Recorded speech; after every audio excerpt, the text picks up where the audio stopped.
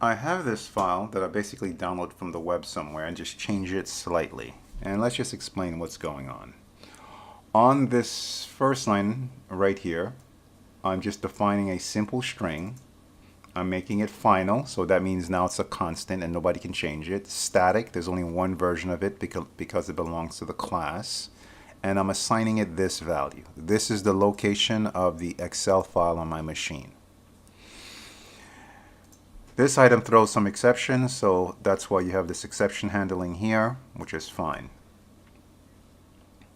Next up is here, it says creates a workbook from Excel file, Excel or XLS. So it creates this workbook class.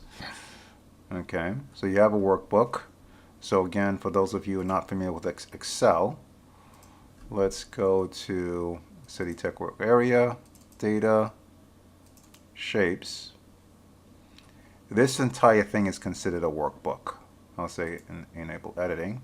This is the workbook, the whole thing. So I have the workbook. Now within a workbook, I can have many sheets. In this case, we're getting this sheet right here. This is sheet 0. This is array base, so that's why this is sheet 0. So this is returning you access to this entire sheet. So that's what's happening here. Now the sheet class is something called a row iterator, which basically means you can iterate through it. You can loop through it. And it has this condition here, has next. Okay, so as it goes next, it goes to the next row until this becomes false and doesn't work anymore. Now look what's happening here. You are iterating through all the rows here, which is fine. The first time you run this, you want to skip the first row. That's what this is doing. The reason you want to do that is because on the first row, there's the title. So that's why they're doing that here. Okay, so that gets you to this row right here. So look what's happening here. I initialize the counter to 0.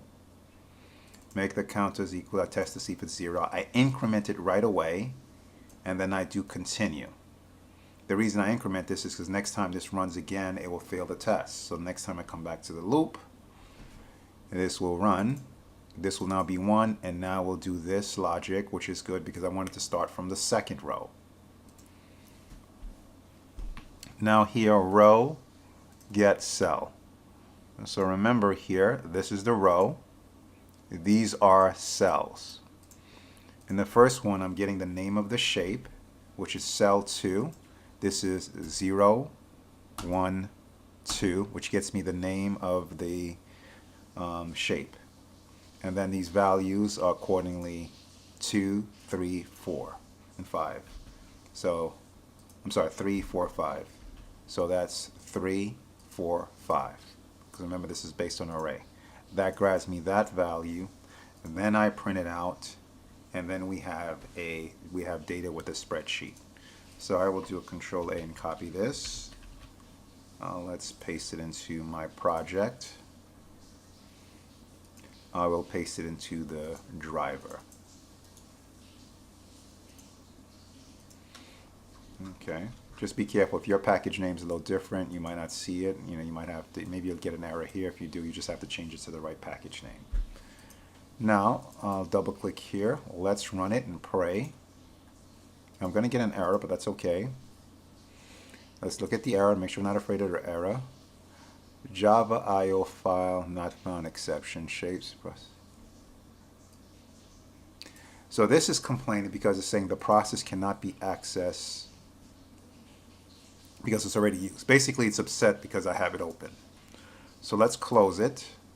I'll double click back here on console. Let's run this application again. If I double click on console, ooh, I've got data. Okay, so this looks like this seems to be working. So it's working great. The only thing I want to change here is just in case you're on a Linux machine or Mac, the slashes should be going the other direction. This will work for Windows and Linux, so let me change that accordingly. Let's save that. Let's run it again. And there goes our data again. So we got that working, and we got our data. Okay, good luck and good coding. We'll keep continuing on the next video.